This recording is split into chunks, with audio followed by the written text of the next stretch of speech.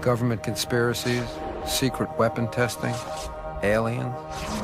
I didn't believe any of it. Nothing could have prepared me for what I was about to encounter.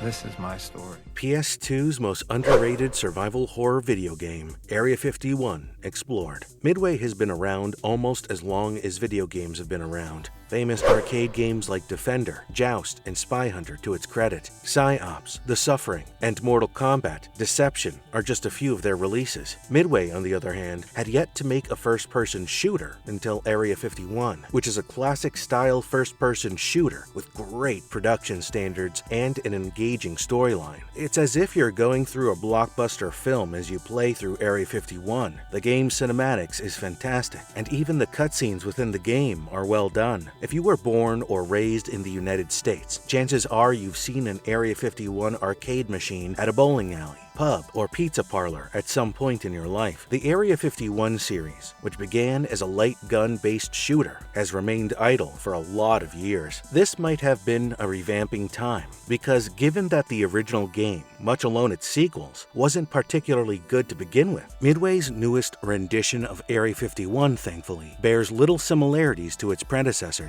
The titular locale, as well as the army of mutant villains from the first game, have been preserved. Midway, on the other hand, has opted to include a plot as well as a scattering of Hollywood voice talent and a nice-looking graphics engine in this edition. The backstory for Area 51 combines all of your favorite conspiracy theories, such as aliens in Roswell, the staged moon landing, and the Illuminati, into a sci-fi game that is difficult to understand and much more difficult to accept. Following the Roswell event, the government established Area 51, a top-secret research facility where they took the technology stolen from the crashed alien ship and used it in new, evil ways. There are still a lot of unresolved issues even after finishing the game, but as long as the action is hot and heavy, the storyline can take a second seat. Area 51 is the single best achievement in first-person shooting technology on the PlayStation 2. It has amazingly realistic textures at close ranges, true high-resolution visuals, vibrant colors, and a mind-boggling array of fascinating graphical wizardry and shimmering particle effects. So, without further ado, let's get into the details of the game. Before we go into our explanation, we have a very small request. If you like our content, please support us by subscribing to our channel. This is a small click for you, but for us, it means a lot. Thank you. Let's begin.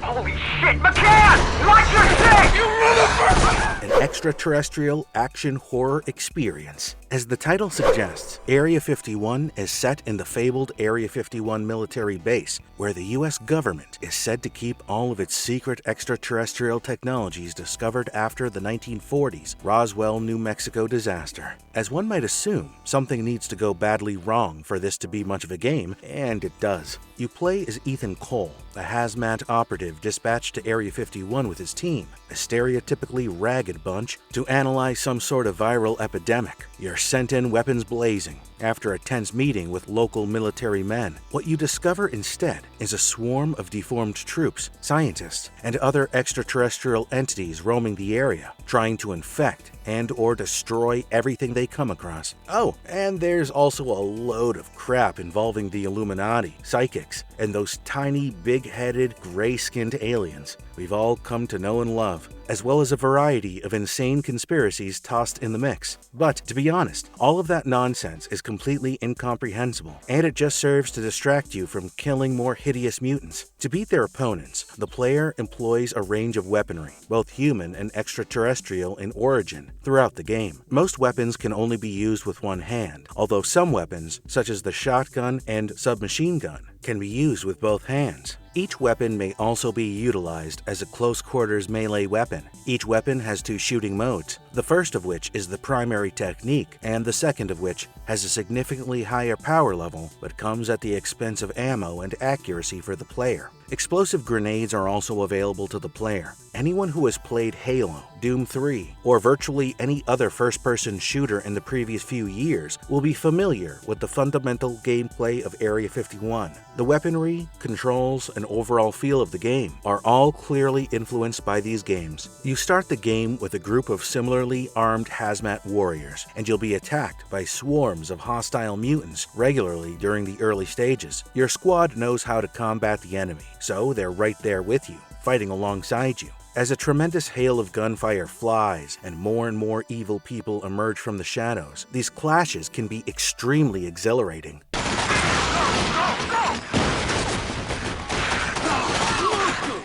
The rest of the game, on the other hand, seems like a normal corridor crawl, with small groups of monsters appearing at predictable intervals. The combat is very much the same, whether you're facing mutants, Illuminati warriors, or anything else. They can be difficult at times, and some of the weapons pack a satisfying punch, but the fights can become tedious after a while, especially since the objectives rarely go beyond finding keycards and other knickknacks in order to unlock locked doors and progress to the next section. Area 51 does make an attempt to break up the monotony in a few ways. To begin, Cole may scan a variety of objects, papers, and bodies as he travels in a true Metroid Prime manner. Scanning things awards you with unlockable background, information, and mysteries about the game's events. However, you can only access this information outside of the main game. The fact that Ethan is afflicted by the virus that has changed everyone in the installation into an ugly mutant of some type is another X-factor brought in. When this happens, Ethan obtains the ability to morph at will, and when he transforms into a mutant, he gains a new set of abilities. While in mutant form, players may see adversaries that would normally be hidden from the naked eye.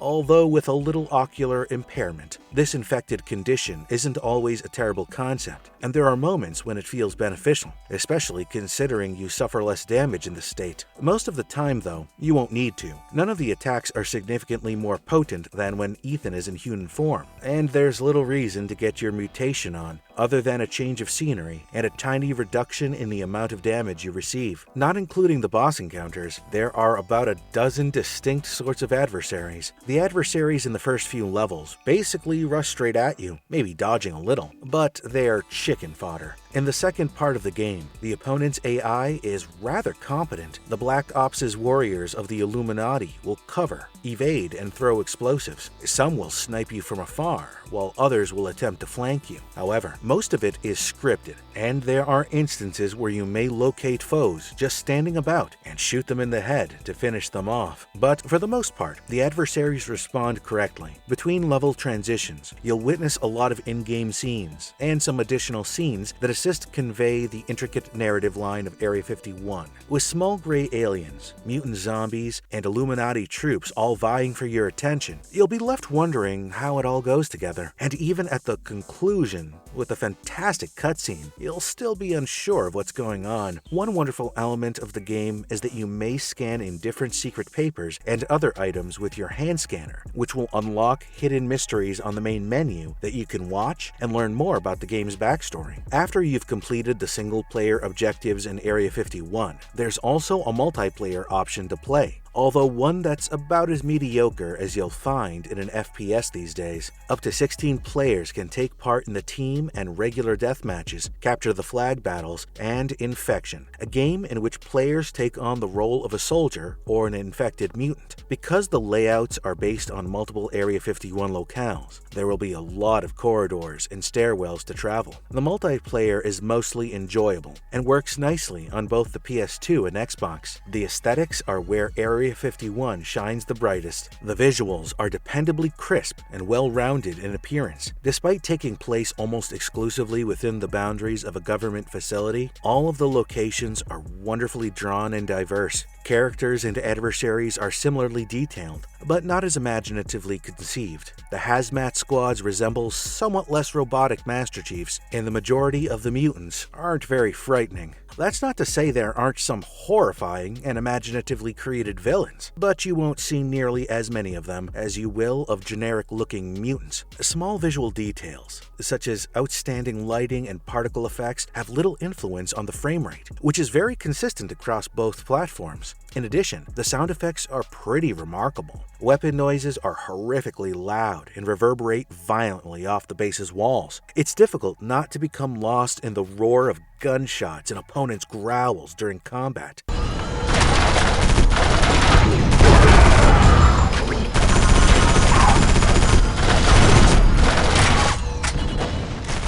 It's a terrific oral experience that will linger in the minds of players for a long time. Area 51 delivers from the first frenzied radio talk to the piercing clinks of hot lead. If there was a flaw in the game's audio, it was that the music, though not unpleasant, wasn't particularly memorable. The soundtrack is soft and soothing, almost elevator music. It would have been great if Marilyn Manson had thrown in a few chosen tunes here and there to really get the adrenaline pumping. The tale, setting, and scanners meant to better it all will pull a player in and hold them close as they all contribute to constructing the totally crazy succession of combat-driven events that make Area 51 so much fun. Because the graphics and acoustics are fantastic and the gameplay is engrossing, a single playthrough of Area 51 single-player mode would take between 12 to 15 hours. Furthermore, you may retry the game on several difficulty levels that you can unlock for a somewhat different experience.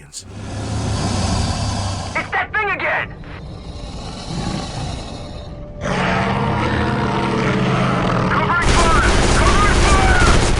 Marvelous Gamer's verdict. Consider Area 51 to be a fast-paced hybrid of Doom 3 and Half-Life, combining Doom's jumping creatures and fleshy monstrosities with precision shooting and the duck-and-cover style of Half-Life made this game a huge success. Working your way through Area 51's single-player campaign shouldn't take more than a dozen or so hours, and your motivation will depend completely on how invested you are in the game's style of action, as well as how many repetitions you're prepared to put up with. The game isn't without its charms, but FPS enthusiasts will quickly realize that they've seen a lot of what Area 51 has to offer, especially in terms of multiplayer. In the end, Area 51 proves to be the ideal rental for lovers of first-person shooters. It is not the best FPS game you will have come across, but I can guarantee that it is better than most of the FPS games that you have played in your life. How did you like this video? Let us know in the comment section, and don't forget to like and share with your friends. Also, please do subscribe to our channel if you are new. See you in the next video.